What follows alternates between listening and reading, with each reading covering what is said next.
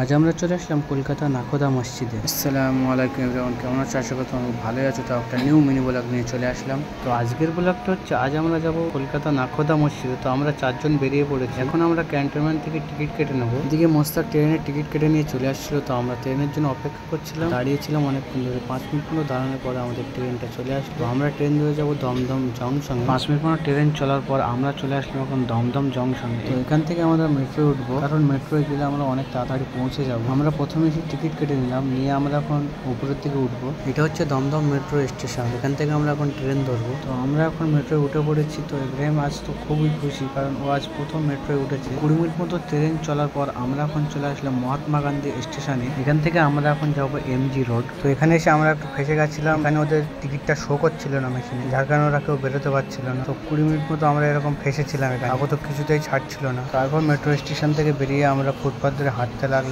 দেখতে পাচ্ছ অনেকেই যাচ্ছে নাখোদা মসজিদে। ভাইরা এসেছিল বারাসাত থেকে, আমাদের সাথেই যাচ্ছিল। কিছুক্ষণ হাঁটার পরে সামনে এই মসজিদটা পড়লো। কত সুন্দর মসজিদটা দেখতে পাচ্ছ। আমরা এই মসজিদের সামনে দাঁড়িয়ে একটু ভিডিও করে নিলাম, নিয়ে আমরা আবার হাঁটতে লাগলাম। 10 মিনিট মতো হাঁটার পর আমরা ফাইনালি মসজিদের কাছে চলে এসেছি। চলো এখন মসজিদের ভিতর দিকে যাব। তার আগে দেখতে পাচ্ছ রাস্তায় এত ভিড় লোকজনের, দুই পাশে দোকান এবং রাস্তার মিডিল দিয়েও দোকান দিয়েছে। অনেক ভিড় ঠেলার পর আমরা ফাইনালি মসজিদের সামনে চলে এসেছি। এটা হচ্ছে মসজিদের সামনের গেটের সাইডে। রাত্রেবেলা অনেক সুন্দর লাগে, দেখতে পাচ্ছ অনেক লোকজনের ভিড়, অনেক দূর দূর থেকে লোক। চলে এখন আমরা মসজিদের ভিতরে ঢুকবো, ঢুকে তোমাদের দেখানোর চেষ্টা করবো। তো আমরা এখন মসজিদের ভিতরে ঢুকে গেছি। মসজিদটা দেখতে কত সুন্দর, মাশাআল্লাহ কত সুন্দর মসজিদটা। 4 তলা মসজিদ। মসজিদে দেখতে পাচ্ছ সব জায়গায় লোক ভর্তি হয়েছে, উপরে নিচে। সবাই ইফতারের জন্য প্রস্তুতি নিচ্ছে। তো আমরাও নিচে যাবো, নিচে গিয়ে ইফতারের জন্য কিছু ফল টল কিনতে হবে। আমরা এখন চলে আসলাম উজুখানায় উজু করতে। তো উজুখানাটা দেখতে পাচ্ছ কত সুন্দর, পানিটা খুবই ঠান্ডা ছিল। ইব্রাহিম বাকি আর মোস্তাক উজু করছে, আমি ওদের ভিডিও করছিলাম ওদিকে। তো দুই পাশে দুটো উজুখানা করা আছে। উজুখানার পানিটা এত ঠান্ডা,